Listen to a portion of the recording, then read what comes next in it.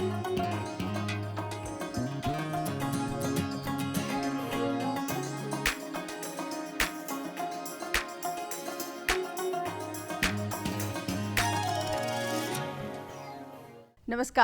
संजीवनी कार्यक्रम में आप सभी दर्शकों का हार्दिक स्वागत, अभिनंदन। दर्शकों, संजीवनी कार्यक्रम में आज जो विषय हम लेकर आए हैं वो विषय है मधुमेह, कारण उपचार, आयुर्वेद के माध्यम से। हम सभी जानते हैं कि अगर मधुमेह की हम बात करते हैं तो इसको पूरे विश्व में अगर हम बात करें तो भारतवर्ष हमारा जो है नंबर 1 पर आता है, पहले नंबर पर है। लेकिन ये खुश होने वाली बात नहीं है, ये सोचने की बात है कि अगर भारतवर्ष में मधुमेह के आंकड़े अगर इतने बड़े हैं तो इसके पीछे की वजह क्या है। आपको ये जानकर हैरानी होगी कि अगर हम डायबिटीज़ की बात करते हैं, मधुमेह की बात करते हैं, तो अभी के जो आंकड़े हैं वो लगभग 10 करोड़ लोग हैं जो भारतवर्ष में मधुमेह से ग्रसित हैं। और एक प्री डायबिटिक एक स्टेज होती है जिसके कि लगभग 13 करोड़ लोग हैं। अब आप इसी से अंदाज़ा लगाइए कि अगर प्री डायबिटिक लोग डायबिटिक में चेंज हो जाते हैं, परिवर्तित हो जाते हैं, तो ये आंकड़े कहाँ पहुँच जाएंगे। इसीलिए बहुत ज़रूरी है मधुमेह को जानना, समझना और किस तरह से हम नियंत्रित कर सकते हैं ये भी समझना। बहुत सारी चर्चा करने के लिए आज हमने अपने स्टूडियो में आमंत्रित किया है कुलपति उत्तराखंड आयुर्वेद विश्वविद्यालय से डॉक्टर अरुण कुमार त्रिपाठी को। सब बहुत बहुत स्वागत है स्टूडियो में आपका। नमस्कार डॉक्टर त्रिपाठी, सबसे बड़ी बात तो ये कि जो ये आंकड़े हैं ये हमें सोचने पर मजबूर कर रहे हैं कि ऐसी क्या स्थिति आई होगी भारतवर्ष जो पहले नंबर पर आ गया है। ये दुर्भाग्यजनक है कि भारतवर्ष को डायबिटीज या मधुमेह का राजधानी या कैपिटल कहा जाने लगा है। लगभग हर 5वां या 6वां व्यक्ति या तो प्री डायबिटिक या डायबिटिक स्टेज में है और ये दिनों दिन ये संख्या बढ़ती जा रही है। चिंताजनक बात यही है। इस पर तत्काल हमें प्रभाव से इसको रोक लगाने की ज़रूरत है और इसको क्योर की तरफ ले जाना, मैनेज करने की तरफ ले जाना, आम जनता को वो किस प्रकार से अपने जीवन पद्धति को सुधार करके इसका उपचार या इस पर रोकथाम कर सकता है, ये आम जनता को जानने की ज़रूरत है। बिल्कुल। और ये जानने के लिए ये ज़रूरी होगा जानना कि आखिर मधुमेह, जिसे हम शुगर कहते हैं, मतलब शर्करा से बनी हुई, चीनी से बनी हुई एक ऐसी बीमारी जो इतना परेशान कर रही है, इसको समझ लेते हैं पहले कि मधुमेह आखिर है क्या। मधुमेह, मधु माने शर्करा, मीठी चीज़ें। पेशाब में आमतौर पर जब कोई मीठा तत्व जिसको शुगर जाना जाता है, अगर वो पेशाब में बार बार जाता है, जिसको कि पहले हमारे बुजुर्ग स्वतः पहचान लिया करते थे कि जब वो पेशाब जहाँ करते हैं अगर वहाँ चींटियाँ आने लगें तो वो समझ जाते थे कि पेशाब में शुगर जा रही है। ये बड़ा बेसिक टेस्ट है जो हर व्यक्ति खुद पर कर सकता है। तो पेशाब में शुगर क्यों जाती है? हमारे ब्लड में एक निश्चित शुगर की जो मात्रा होनी चाहिए, अगर वो उस लिमिट से ज़्यादा जाती है तब वो शरीर उसको पेशाब के माध्यम से शरीर से बाहर निकालता है। ये हमें समझने की ज़रूरत है कि अगर पेशाब में शुगर आ रही है तो हमारे शरीर में शुगर आवश्यकता से अधिक, लिमिट से अधिक शुगर बन रही है। तो इसलिए उस पर तत्काल हमें ध्यान देने की ज़रूरत है और ये भी जानने की ज़रूरत है कि इसको किस प्रकार से रोका जा सकता है। बिल्कुल। तो इसके आयुर्वेद में बहुत सारे तरीके बताए गए हैं, उस पर हम चर्चा करेंगे। मधुमेह को जानने के साथ साथ इसके पीछे के कारणों को जानना बहुत ज़रूरी है कि क्या कारण है ऐसे कि जो इतनी तादाद में लगातार बढ़ते जा रहे हैं। जैसे अभी आपने कहा कि अगर यूरिन में, पेशाब में अगर शर्करा निकल रही है, शुगर है, तो वो कुछ सिम्टम्स हमें दिख रहे हैं, लेकिन इसके पीछे कारण भी ज़रूर होंगे कि ऐसा क्या हो गया, हमारी जीवन शैली में क्या परिवर्तन आया है। ऐसा हमारी जीवन पद्धति ही तो बिगड़ गई है और ये सभी रोग, खासतौर से जो मधुमेह रोग है, ये गलत जीवन पद्धति से उपजा रोग ही माना जाता है। इसको लाइफ स्टाइल डिसऑर्डर ही कहते हैं। और ख़ास तौर से ऐसा जो लाइफ स्टाइल जिसको सेडेंट्री लाइफ स्टाइल कहते हैं कि हम भोजन तो पर्याप्त तो पोषक ले रहे हैं लेकिन हम उसको पचा नहीं पा रहे हैं। वो हमारे शरीर में या तो फैट के रूप में डिपॉजिट हो रहा है या शुगर के रूप में वो कन्वर्ट हो रहा है। तो ये जो स्थिति है कि हम खा तो सामान्य रूप से रहें या सामान्य से अधिक ही हम पोषक तत्व ले रहे हैं लेकिन उसको पचा नहीं रहे हैं। उसके लिए हमारा पाचन तंत्र ठीक नहीं है। जो उसको पचाने के लिए हमें व्यायाम करना चाहिए, एक्सरसाइज करना चाहिए, टहलना चाहिए, वो नहीं हम करते, या जो हमें अपने डाइट को बैलेंस करना चाहिए, जिस प्रकार का पोषक आहार उसमें हरी साग सब्जी, मौसमी फल और जो भी शुगर को बढ़ाने वाले तत्व हैं उनको कम करना, इस पर हमें ध्यान देने की ज़रूरत है। अगर हम इस पर ध्यान नहीं देते तो हम रोकथाम भी नहीं कर पाते। तो ये रोकथाम का मूल तत्व है कि आहार और विहार, हम क्या डाइट ले रहे हैं। सरप्राइजिंग बात है कि उत्तराखंड एक मिलेट प्रदेश कहा जाता है। बिल्कुल, इतने सारे मिलेट्स यहाँ पर होते हैं, लेकिन जनता उसका उपयोग कम करती है। वो बाहर तो जा रहा है बिजनेस पॉइंट ऑफ व्यू से, लेकिन लोकल उसका उपयोग कम हो रहा है। तो ये मोटा अनाज जो है हमें अपने खाने में इस्तेमाल करना चाहिए। ये शुगर को रोकथाम में बहुत सहायक होता है। इसी प्रकार से बिहार, जिसको हम लाइफस्टाइल कहते हैं, टहलना कहते हैं, हमारा सोच विचार किस प्रकार से पॉजिटिव थॉट्स होने चाहिए, तनाव से मुक्त रहना चाहिए, योग के द्वारा हमें व्यायाम करना चाहिए, अपने को रिलैक्स करना चाहिए। तो अगर हम उसको भी करते हैं तो हमारे शरीर में जो रसायन है या इंसुलिन है उसका सिक्रीशन प्रॉपर होता है, तो वो स्वतः ही शुगर को नॉर्मल रखता है और सामान्य कर देता है। डॉक्टर साहब, दिनचर्या की अगर मैं बात करती हूँ, क्योंकि जब भी हम आयुर्वेद के माध्यम से किसी भी विषय पर चर्चा करेंगे, उपचार की अगर हम बात करते हैं, तो उसमें हमारी दिनचर्या सबसे पहले नंबर पर आती है। तो दिनचर्या की बात ज़रूर करेंगे, क्योंकि पहले के समय में इस रोग के बारे में अगर हम बात करते हैं, मधुमेह की अगर हम बात करते हैं, तो आंकड़े हमें बताते हैं कि पहले के समय में बहुत कम थे। ऐसी क्या दिनचर्या हुई है हमारी? शुरुआत कहाँ से हो जानी चाहिए? दिनचर्या हमारी किस प्रकार की होनी चाहिए, इसके बारे में हमें ये समझने की ज़रूरत है कि हमारे आसपास जो प्रकृति है और हमारा जो शरीर है, उस प्रकृति का एक छोटा सा हिस्सा है और प्रकृति से हम लगातार प्रभावित होते रहते हैं। और जब तक हमारा अपनी प्रकृति के साथ, हमारा जो सराउंडिंग है उसके साथ जो इंटरेक्शन है वो बैलेंस रहता है, सामान्य रहता है, तब तक हमारा शरीर स्वस्थ रहता है। जो रसायन हैं वो सूर्य और चंद्र के प्रभाव से हमारे शरीर में सिक्रीट होते हैं। तो हमको सूर्य और चंद्र की जो साइकिल है उसको फॉलो करना है। अब सूर्य की साइकिल कहने का मतलब यह है कि सूर्य उठने से 2 घड़ी पहले हमें अपना बिस्तर छोड़ देना चाहिए। 2 घड़ी का मतलब है 48 मिनट। सूर्योदय से 48 मिनट पहले हमें उठ जाना चाहिए। अपनी जो दैनिक चर्या है उसको समाप्त करके सूर्य उगने के साथ हमें सूर्य नमस्कार करना चाहिए। सूर्य नमस्कार करने का मतलब है कि जो हमारे नित्य प्रति लाइफ में उपयोगी व्यायाम है या योग है उसका अभ्यास करना चाहिए। और फिर उसके साथ साथ हमें अपनी दिनचर्या करनी चाहिए। हमें समय पर अपना आहार लेना चाहिए, क्योंकि जो डाइटेटिक्स के बारे में रिसर्च हुआ है, हमें अपना आहार दिन में 1 या 2 बार ही पूरा आहार नहीं लेना चाहिए। हमें टुकड़े टुकड़े में आहार लेना चाहिए। हमें दिन में मल्टीपल फूड्स लेने चाहिए, बजाय इसके कि हम 1 या 2 बार ही आहार लें। तो हम मल्टीपल फूड्स लें, लेकिन सामान्य कम मात्रा में लें। तो इस पर भी हमें ध्यान देने की ज़रूरत है जी। और हम लगातार कोई बैठे न रहें। ऑफिस में भी हम काम करते हैं, थोड़ी देर बीच में उठ के अपने शरीर को हिलाएं डुलाएं, थोड़ा एक्सरसाइज करें, फिर अपनी कुर्सी पर बैठें, सुबह शाम व्यायाम करें। इसी प्रकार से आहार की अगर हम बात करें तो आहार हमारा शरीर मौसमी आहार के अनुकूल बना हुआ है।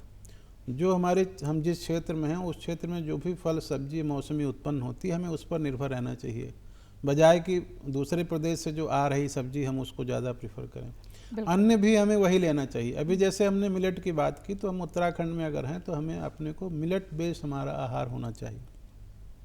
इसी प्रकार से जो यहाँ के मौसमी फल हैं, हमें उस पर अपने को निर्भर रखना चाहिए। डॉक्टर साहब, जैसे अन्न और जल, ये 2 चीज़ हैं जो हम सदियों से ग्रहण करते आए हैं, लेकिन हो सकता है कि इसमें पैटर्न चेंज हो गया है। हम थोड़ा वेस्टर्न कल्चर की तरफ ज़्यादा चले गए हैं, तो इसी वजह से हमने जो अन्न हम ले रहे हैं उसका डिज़ाइन चेंज हो गया। वही चावल, वही दाल, वही रोटी, वही सब्ज़ी, थाली तो वही है, लेकिन जिस तरह से बीमारियां बढ़ रही हैं, जिस तरह से शुगर के पेशेंट बढ़ रहे हैं, आंकड़े हमें बता रहे हैं कि स्थिति बड़ी भयावह है। देखिए, ये बहुत सामान्य सी बात है। पुराने ज़माने में लोग जानते भी थे कि घर में जो भी हम पका रहे हैं उसमें क्या मसाले पड़ने चाहिए। उदाहरण के तौर पर अगर अरवी की सब्ज़ी घर में बनती है तो उसमें अजवाइन का तड़का ज़रूर लगता है। सीताफल की सब्ज़ी बनती है तो उसमें मेथी का तड़का ज़रूर होना चाहिए। ये हमारे बड़े बुजुर्ग बचपन से सिखाते भी थे, वो जानते थे। उसका कारण ये था कि इन फल सब्जियों में या इन आहार में अगर कोई दोष है तो वो उस मसाले के इस्तेमाल से ठीक हो जाता है, उसका दोष दूर किया जा सकता है। तो ये चीज़ पर हम ध्यान नहीं दे रहे हैं। फिर हम जंक फूड की तरफ जा रहे हैं। जो रेडीमेड फूड है या पैक्ड फूड है उसकी तहसीर बदल जाती है, उसके शरीर में प्रभाव बदल जाते हैं, उसके कंटेंट्स में फैट कंटेंट ज़्यादा होता है, प्रिजर्वेटिव्स हैं वो ज़्यादा होते हैं। वो जब शरीर में जाते हैं तो उनके दुष्प्रभाव भी होते हैं, तो वो हमारे बॉडी के मेटाबॉलिज्म को डिस्टर्ब करते हैं और जिससे मोटापा बढ़ता है, उससे ये कोलेस्ट्रॉल बढ़ता है, हाइपरटेंशन बढ़ता है, शुगर बढ़ती है। डॉक्टर साहब, जब भी शुगर की बात आती है तो लोगों को लगता है कि भाई हाँ, चीनी हमें छोड़नी है, चाय में चीनी कम कर दी, लेकिन मिठाई खाना छोड़ते नहीं हैं। तो क्या सिर्फ मीठा खाने से ही शुगर होती है? नहीं, मीठा खाने से शुगर नहीं होती। मीठा खाने से, ज़्यादा खाने से तो शुगर बढ़ती है। शुगर होती तब है जब हमारे शरीर में, देखिए, हमारा शरीर जो है उसमें नॉर्मल शुगर लेवल हमेशा बना रहता है, और वो शरीर को चलाने के लिए, हमारे सेल्स को ऊर्जा देने के लिए वो प्रॉपर होना ही चाहिए। वो कम होता है तो भी शरीर को नुकसान होता है, और वो ज़्यादा होता है तो भी नुकसान होता है। ज़्यादा होने पर वो हमारे शरीर के जो दूसरी प्रक्रियाएं हैं उनको डिस्टर्ब कर देता है। इंसुलिन नामक जो तत्व हमारे शरीर में है, जो पैंक्रियाज से सिक्रीट होता है, उसका जो नॉर्मल लेवल है वो जब शरीर में बना रहता है तो वो ग्लूकोज का सर्कुलेशन, उसके मेटाबॉलिज्म को हमारे शरीर में नॉर्मल रखता है। लेकिन यहाँ पर ये जानना थोड़ा ज़रूरी है कि आजकल ये भी एक देखा जा रहा है कि जिसको हम टाइप 2 डायबिटीज़ कहते हैं, या जो बहुत मोटे लोगों में डायबिटीज़ हो रही है, उनमें इंसुलिन का लेवल तो नॉर्मल रहता है, लेकिन वो शुगर को प्रभावी, उसके पाचन को प्रभावी नहीं कर पाता। कारण कि जो शरीर में मोटापेपन से ऐसे चेंजेस आ जाते हैं कि वो नॉर्मल इंसुलिन होते हुए भी उसकी सेंसिटिविटी कम हो जाती है और वो शुगर के पाचन को प्रभावी नहीं कर पाता। लेकिन वही अगर हम अपने डाइट में बदलाव करते हैं, अपना वज़न कम करेंगे, एक्सरसाइज करेंगे और कुछ औषधियाँ लेंगे आयुर्वेद की, तो उससे शुगर की सेंसिटिविटी जो है प्रॉपर हो जाती है और फिर वो इंसुलिन प्रभावी हो जाता है शुगर के ऊपर, तो वो नॉर्मल कर देता है शुगर को। तो ये समझने की ज़रूरत है। इसीलिए बार बार आहार, व्यायाम, अपना स्ट्रेस लेवल कम रखना, नॉर्मल लाइफ जीना, नियमित लाइफ जीना, ये बहुत हमारे दिनचर्या का हिस्सा होना चाहिए। डॉक्टर साहब, जैसे कि जब किसी को अपनी जांच कराई और तब जाकर ये पता चला कि हाँ वो डायबिटिक हैं, मधुमेह की बीमारी, उनको शुगर उनका बढ़ चुका है, जब डॉक्टर उनको लिख के देते हैं तब जाकर वो एक्सरसाइज करना शुरू करते हैं या वॉक पे चले जाते हैं वो लोग। तो डॉक्टर साहब, वॉक करना कितना सही है? और जब एक बार हो जाती है, मधुमेह हो गया है, उसके बाद वॉक करने से आराम मिलने वाला है या फिर कुछ और भी करना पड़ेगा? नहीं, देखिए, अगर आपकी शुगर 200 के ऊपर 250 या 300 तक रह रही है जो जांच में आई है, तो मेरा सुझाव यही होगा कि आप अपनी लाइफ स्टाइल को मेंटेन करके, उसको करेक्ट करके, दैनिक व्यायाम और दैनिक आहार को ठीक करके आप उसको बिल्कुल नॉर्मल रख सकते हैं। अच्छा, बिल्कुल, ये साइंटिफिक फैक्ट है। एक्सरसाइज का जहाँ तक सवाल है, कम से कम 45 मिनट, जिसको तेज वॉकिंग कहते हैं, ब्रिस्क वॉकिंग कहते हैं, वो हमारी दैनिक चर्या का हिस्सा होना चाहिए। डॉक्टर साहब, जैसे कि मैंने अभी बताया कि जो आंकड़े हमें बता रहे हैं, प्री डायबिटिक जो आंकड़े हैं लगभग 13 करोड़, अगर ये कन्वर्ट हो जाते हैं, डायबिटिक की ओर चले जाते हैं ये, तो इसको समझना बहुत ज़रूरी है। प्री डायबिटिक स्टेज किसे हम कहेंगे, क्या समझें इसे? प्री डायबिटिक स्टेज ये है कि जो अभी जिनके शरीर में ऐसे लक्षण आने लगे हैं, मोटापा आने लगा है, वज़न बढ़ने लगा है, एक मेडिकल साइंस में भी एक टर्म है जिसको हम सिंड्रोम एक्स कहते हैं, जिसमें कि हमारा कोलेस्ट्रॉल बढ़ना, हमारा इंसुलिन की सेंसिटिविटी कम हो जाना या इंसुलिन का सिक्रीशन कम हो जाना, शरीर का मोटापा ज़्यादा होना, वज़न बढ़ना, ब्लड प्रेशर उसमें बढ़ सकता है, शुगर का लेवल थोड़ा सा बढ़ सकता है। इस कंडीशन को सिंड्रोम एक्स या मेटाबॉलिक सिंड्रोम कहा जाता है। आयुर्वेद में अग्नि एक शब्द है। अग्नि का मतलब यह है कि जो कुछ हमारे शरीर में क्रियाएं होती हैं वो सब अग्नि के कारण होती हैं। अग्नि जो है हमारे शरीर की ऊर्जा है, मेटाबॉलिक ऊर्जा भी है और दूसरी ऊर्जा भी है। तो अग्नि को बढ़ाने वाले जो तत्व हैं, जो पाचक तत्व हैं, वो सभी अग्नि को बढ़ाने वाले तत्व हैं। या जो भी हमारे ऐसे मसाले हैं जो पाचन को बढ़ाते हैं, जैसे हम जीरा इस्तेमाल करते हैं, सौंफ इस्तेमाल करते हैं, हींग इस्तेमाल करते हैं, अजवाइन, ये सब अग्नि तत्व को बढ़ाने वाले सब पाचक मसाले हैं। तो इनका इस्तेमाल थोड़ा ज़्यादा करना चाहिए और हमारे डाइट को फैटी डाइट ना बना के उसको जो नॉर्मल सरसों का तेल है या तिल का तेल है उसी को इस्तेमाल करना चाहिए। बहुत सामान्य थोड़ी मात्रा में शुद्ध देसी घी का इस्तेमाल किया जा सकता है, बजाय कि जो ये हाइड्रोजनेटेड फैट जिसको हम बोलते हैं उसका इस्तेमाल नहीं करना चाहिए। और हम अपने आहार को संतुलित रखें तो प्री डायबिटिक स्टेज के में ही हम अपने लेवल को कंट्रोल करके वापस नॉर्मल आ सकते हैं, तो वो डायबिटिक स्टेज में कन्वर्ट नहीं होगा। बिल्कुल, ये बहुत बड़ी बात है। बिल्कुल, मैं रिवर्ट की ही पूछ रही थी कि क्या वापसी संभव है? बिल्कुल संभव है, बिल्कुल संभव है। प्री डायबिटिक स्टेज में तो इवन डायबिटिक स्टेज से भी रिवर्सल संभव है। हम अपने आहार को, लाइफ स्टाइल को कुछ औषध के माध्यम से हम रिवर्सल डायबिटिक से भी नॉन डायबिटिक में कर सकते हैं, बजाय कि उसको हम मेंटेन रखें। लेकिन प्री डायबिटिक में तो बहुत आसानी से हम कर सकते हैं, केवल बहुत हमें अपनी दिनचर्या पर ध्यान देने के, थोड़ा व्यायाम के और थोड़ा आहार पर ध्यान देने के, बिना औषध ही हम उसको प्री डायबिटिक से नॉर्मल कंडीशन में आ सकते हैं। डॉक्टर साहब, जब भी मधुमेह की बात आती है तो मधुमेह के साथ अपने आप बहुत सारी बीमारियां जुड़ती चली जाती हैं। ये कहा जाता है कि मधुमेह सिर्फ एक बीमारी नहीं है, ये बहुत सारी बीमारियों की जड़ बन जाती है, इसीलिए इसको क्रॉनिक डिजीज़ में माना जाता है। अगर मधुमेह लगातार बढ़ा हुआ है, कंट्रोल नहीं किया गया, तो क्या स्थिति आगे आने वाली है पोस्ट डायबिटिक, अगर मैं बात करूँ तो? जी जी बिल्कुल, बहुत सारे लोग इसको राजरोग की श्रेणी में रखते हैं, इसलिए कि ये स्वयं में तो एक कंडीशन है ही है, एक व्याधि है ही है। लेकिन अगर ये कंट्रोल में शुगर शरीर में नहीं रहता तो ऐसी ये पैथोलॉजी शरीर में धीरे धीरे पैदा करता है, ऐसा वातावरण हमारे शरीर में यह पैदा करता है कि 4 और दूसरी एसोसिएटेड व्याधियां पैदा हो जाती हैं। अभी जैसे हमने मेटाबॉलिक सिंड्रोम का जिक्र किया, तो अगर वो कंडीशन बनती है और वो लगातार हमारे शरीर में सिंड्रोम बना रहता है तो हमारा कोलेस्ट्रॉल बढ़ेगा, हमको एथेरोस्क्लेरोसिस या जो हमारी खून की नाड़ियाँ हैं वो सख्त होंगी। खून की नाड़ियाँ सख्त होंगी तो उससे हार्ट प्रभावित हो सकता है, उससे ब्रेन भी प्रभावित हो सकता है। आगे चल के हार्ट स्ट्रोक या ब्रेन स्ट्रोक, इस सब की भी इसका खतरा बना रहता है। जो हमारा नर्वस सिस्टम है वो प्रभावित हो सकता है, तो हमें जो नर्व कंडक्शन डिसऑर्डर हैं, मोटर डिसऑर्डर हैं, या ब्रेन में हमें जिसको डिमेंशिया आगे चल के कह सकते हैं कि याददाश्त ख़त्म हो जाना, ये सब कंडीशन पैदा हो सकती हैं शरीर का मोटापन होने से, और दूसरा स्वयं में जोड़ों की बीमारियां और ऐसी कंडीशन पैदा हो जाती हैं। तो शुगर कंट्रोल ना होने से ये कई अनेक बीमारियों को शरीर में पैदा कर देता है और लास्ट में जाके फिर हमारा गुर्दे पर असर पड़ जाना, किडनी पर असर पड़ जाना, ये हार्ट पे असर पड़ना, लीवर पे असर पड़ना, फैटी लीवर पैदा करना, फिर आगे चल के लीवर फेल होने की तरफ भी, जिसको सिरोसिस लीवर कहा जाता है, वैसी कंडीशन भी पैदा हो जाती हैं। तो इसलिए इसको घातक कहा जाता है कि अगर ये कंट्रोल नहीं होगा तो अनेक बीमारियां पैदा कर देगा। बिल्कुल।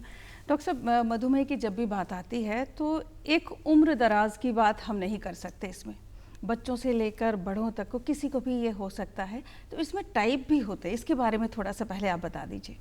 ये एज की जो बात आपने की, तो डायबिटीज़ का क्लासिफिकेशन ही एज के आधार पर किया गया है जी। एक जिसको जुवेनाइल डायबिटीज़ कहते हैं कि जो बिल्कुल यंग बच्चों में होती है, यहाँ तक कि वो जन्मजात भी हो सकती है। आयुर्वेद में भी इसका डिस्क्रिप्शन है, जात प्रमेही जिसको कहा गया है, कि पैदा होने के साथ ही कुछ लोगों में ऐसी कंडीशन होती है कि वो जन्म से ही डायबिटिक होते हैं, लेकिन वो बहुत कम प्रतिशत है। ज़्यादा प्रतिशत जो सो रहा है कि वो जिसको एडल्ट होने के बाद और लाइफस्टाइल बिगड़ने के बाद, जिसको मैच्योरिटी ऑनसेट डायबिटीज़ कहा जाता है, कि एक बार शरीर मैच्योर हो गया और उसके बाद फिर डायबिटीज़ पैदा हो रहा है, तो वो मैच्योरिटी ऑनसेट डायबिटीज़ है और वही इस समय चिंता का विषय बना हुआ है। बिल्कुल। पूरे विश्व में जो चिंता का विषय है वो मैच्योरिटी ऑनसेट डायबिटीज़, जिसको टाइप 2 डायबिटीज़ कहते हैं। तो एक जो इंसुलिन इंडिपेंडेंट है,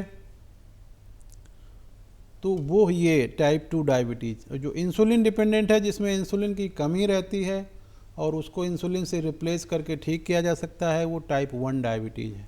उसी में कुछ कैटेगरी जुवेनाइल या बचपन से बिल्कुल। जैसे हम मधुमेह की बात कर रहे हैं तो उसमें ये कहा जाता है कि आपकी जीवन शैली पर आधारित होता है ये, अगर आप इसको नियंत्रित कर सकते हैं जीवन शैली में बदलाव लाके, लेकिन कहीं ना कहीं ये जेनेटिक भी है। जेनेटिक प्रभाव इसमें देखा गया है जी, कि जिन परिवारों में जिन माँ बाप को शुगर लंबे समय तक रहा, तो धीरे धीरे धीरे धीरे ऐसे परिवर्तन हमारे कुछ जीन्स पर आ जाते हैं कि आने वाली संतानों में वो जन्मजात तो नहीं होता, लेकिन उनमें भी मैच्योरिटी आंसर डायबिटीज़ एक सर्टेन एज के बाद वो डायबिटीज़ पैदा होने का जिसको रिस्क है वो डबल हो जाता है। जी, जरूरी नहीं है लेकिन रिस्क डबल जरूर हो जाता है। तो उनको ये शुरू से एडवाइस होनी चाहिए बचपन से ही कि अगर उनके माँ बाप में शुगर रहा है तो वो अपना दिनचर्या और अपनी लाइफ स्टाइल शुरू से ही मेंटेन रखें कि वो अगली स्टेज में ना कन्वर्ट हो। बिल्कुल। और जिस तरह से हमारे देश में जीवन पद्धति में जो बदलाव आया है, पाश्चात्यकरण जो आया है, उसकी वजह से जो है जांचों की अगर मैं बात करती हूँ तो कौन से उम्र से हमें जांच करवानी शुरू कर देनी चाहिए? निश्चित रूप से ये बहुत अच्छा सवाल है, क्योंकि जब तक हम जांच नहीं कराएंगे तब तक हम जानेंगे कैसे कि हम उस रेंज में आ रहे हैं। तो मैं तो ये सजेस्ट करूँगा कि 20 वर्ष की अवस्था तक पहला जांच तो हो जाना चाहिए, और उसके बाद अगर सब कुछ ठीक है तो हर 2 साल पे एक बार ज़रूर उसका अपना शुगर का टेस्ट कराते रहना चाहिए। और अगर वो प्री डायबिटिक या किसी भी तरह की कंडीशन में है तो फिर हर साल, और अगर वो डिक्लेयर हो गया है कि वो डायबिटिक है या प्री डायबिटिक है तो उसको हर 6 महीने पे अपना शुगर का जांच कराना चाहिए। आजकल जो ग्लाइकोसिलेटेड हीमोग्लोबिन कहा जाता है कि जो शुगर वाला हीमोग्लोबिन है वो 3 महीने का हमारा ब्लड शुगर लेवल बताता है जी, तो वो 3 महीने पर उसको मॉनिटरिंग पर्पज के लिए कि जो हम अपना लाइफ स्टाइल मेंटेन कर रहे हैं, करेक्ट कर रहे हैं, तो उसका इफ़ेक्ट जो है वो शुगर वाला हीमोग्लोबिन चेक कराने से भी हो जाता है। अदरवाइज ब्लड शुगर लेवल भी हमें कराते रहना चाहिए। बिल्कुल। अब जैसे कि जांच की अगर हम बात करते हैं डॉक्टर साहब, तो अभी आपने कहा कि कुछ टेस्ट ऐसे हैं, एक तो ये हो गया जो जेनेटिक हैं, जिसमें परिवार में इतिहास रहा है, किसी न किसी को मधुमेह रहा है, एक तो वो जांच ज़रूर करवाएं। एक जिनकी जीवन शैली ऐसी है जो दिन भर आराम ज़्यादा है, खान पान के बाद सीटेड जॉब है उनकी, ज़्यादा वो वर्कआउट नहीं कर पाते, एक वो। और एक वर्ग और है इसमें जिसमें जोड़ना बहुत ज़रूरी है, जो है स्ट्रेस, तनाव से भरपूर जो एक कैटेगरी है, उसको भी ये कहा जाता है कि अगर बहुत ज़्यादा स्ट्रेस है और एक साथ में मोटापा, ये 2 लोग ऐसे हैं जो कि ये भी मधुमेह के लिए बहुत ज़्यादा जिम्मेदार हो सकते हैं आने वाले टाइम पे। देखिए, एक अध्ययन में ये भी बात सामने आई है कि आज के समय में जो यंगर जनरेशन है उसमें मोटापा बढ़ रहा है। यहाँ तक कि माननीय प्रधानमंत्री जी ने भी अपने उद्बोधन में अपेक्षा की लोगों से कि अपने डाइट में 10% ऑयल का इस्तेमाल कम किया जाए, इसलिए कि जो यंगर जनरेशन है वो थोड़ा ओबेसिटी की तरफ जा रहा है। और उसका सबसे बड़ा कारण है कि लाइफस्टाइल के साथ में स्ट्रेस का होना। तो लाइफस्टाइल तो हम समझ पा रहे हैं, लेकिन स्ट्रेस हमारे ऊपर है ये बहुत कम लोग समझ पाते हैं। तो उस पर ज़रूर लोगों को डॉक्टर से या क्लिनिकल साइकोलॉजिस्ट से सलाह लेनी चाहिए। और स्ट्रेस को मैनेज करना बहुत ज़रूरी है, क्योंकि स्ट्रेस मैनेज होने से इवन मोटापा भी मैनेज हो सकता है, डायबिटीज़ मैनेज हो सकती है। तो स्ट्रेस एक ट्रिगरिंग फैक्टर है, वो मोटापे को भी ट्रिगर कर देता है, वो हमारे ब्लड प्रेशर को भी ट्रिगर कर देता है, वो शुगर को भी ट्रिगर कर देता है। तो स्ट्रेस को मैनेज करना बहुत ज़रूरी है। स्ट्रेस हमारी सोच को ठीक करने से हम योग, ध्यान, प्राणायाम, इनका अपने जीवन में अगर हम उपयोग करते हैं और व्यवहार में लाते हैं तो हम स्ट्रेस को कंट्रोल कर सकते हैं। और एक बार स्ट्रेस हमारा ठीक रहता है, नॉर्मल हम लाइफ जीते हैं, तो हमारा मोटापा भी कंट्रोल हो जाता है और शुगर को मैनेज करना बहुत आसान हो जाता है। बिल्कुल। और जितनी देर हमारी चर्चा हुई है, इस चर्चा से तो यही एहसास हो रहा है कि मधुमेह अगर प्री डायबिटिक अगर आप हैं तो इसको मैनेज करना बहुत आसान है और रिवर्ट करना भी बहुत आसान है। आप वापस आ सकते हैं, आप सामान्य जीवन में आ सकते हैं, क्योंकि अगर आपने लापरवाही बरती, क्योंकि आपका जो जीवन शैली है, आपका खान पान है, ये मैटर करता है और इसी वजह से जो है मधुमेह की ओर आप अग्रसित हो जाते हैं, अगर प्री डायबिटिक हैं तब भी। डॉक्टर साहब, ये कहा जाता है कि एलोपैथ ये दावा करता है कि हम मैनेज करते हैं मधुमेह को, आयुर्वेद का क्या दावा है? देखिए, आयुर्वेद में चिकित्सा का जो सूत्र है वो औषध, अन्न और विहार है। पहले हम अन्न और विहार, जिसको हम अपना दिनचर्या कहते हैं, ऋतुचर्या, पूरे सीजन के हिसाब से हम किस प्रकार से अपने शरीर में बदलाव लाते हैं, दिन में किस प्रकार से बदलाव लाते हैं, आहार हमारा किस प्रकार से होता है, व्यायाम किस प्रकार से होता है, हम सदाचार का कैसे प्रयोग करते हैं, तो इन सब चीज़ों को मिला के हम लाइफ स्टाइल कहते हैं। तो पहला जो हमारा मैनेज करने की शुरुआत होती है वो औषधि के बाद, औषध हमारा तीसरे नंबर पे आता है। पहले आहार, फिर विहार, फिर औषध जी। तो हम अपना स्वयं में कंट्रोल करें अपनी डाइट को, अपने सोच विचार को, अपनी लाइफ स्टाइल को, तो उससे हम प्राइमरी प्रिवेंशन बहुत आराम से कर सकते हैं जी। और अगर सेकेंडरी प्रिवेंशन की हम बात करें कि अगर इससे कोई गंभीर स्थिति है कि इतने से कंट्रोल अकेले नहीं हो रहा है, तब हम औषधि का इंटरवेंशन जिसको कहते हैं वो हमें करना चाहिए। तो आयुर्वेद में भी बहुत प्रभावी औषधियाँ हैं जो शुगर को नॉर्मल भी करती हैं और शुगर को कंट्रोल करने के 3-4 लेवल हैं। एक जैसा मैंने अभी चर्चा किया कि इंसुलिन तो प्रॉपर हो रहा है, शरीर में सिक्रीट हो रहा है, लेकिन वो प्रभावी नहीं हो रहा है। दूसरा ये है कि इंसुलिन कम सिक्रीट हो रहा है। तीसरा ये है कि जो ब्लड शुगर हमारा है वो शरीर में यूटिलाइज नहीं हो रहा है, इसलिए वो ब्लड में बढ़ा हुआ है कि जहाँ मसल्स में या सेल्स में, टिश्यू में जाके उसका यूटिलाइजेशन होना चाहिए, वो नहीं हो रहा है।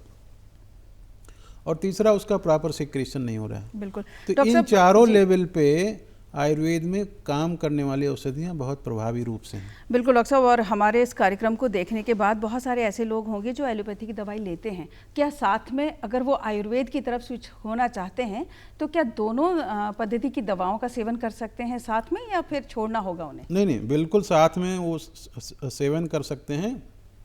वो चिकित्सक की परामर्श से जो औषधि का चुनाव कर सकते हैं। लेकिन मैं कुछ मतलब जिसको सामान्य रूप से कहा जा सकता है या घरेलू इलाज के रूप में मैं इसको बताना चाहूँगा कि जो हमारे किचन से इलाज शुरू होता है कि मेथी हमारे किचन में है, हम उसको मसाले के रूप में इस्तेमाल करते हैं, लेकिन मेथी का हम चूर्ण बना करके अपनी डाइनिंग टेबल पर रखें और 1 चम्मच सुबह शाम हम मेथी का चूर्ण ले सकते हैं। उसके साथ में हम तेजपत्र का चूर्ण मिला सकते हैं।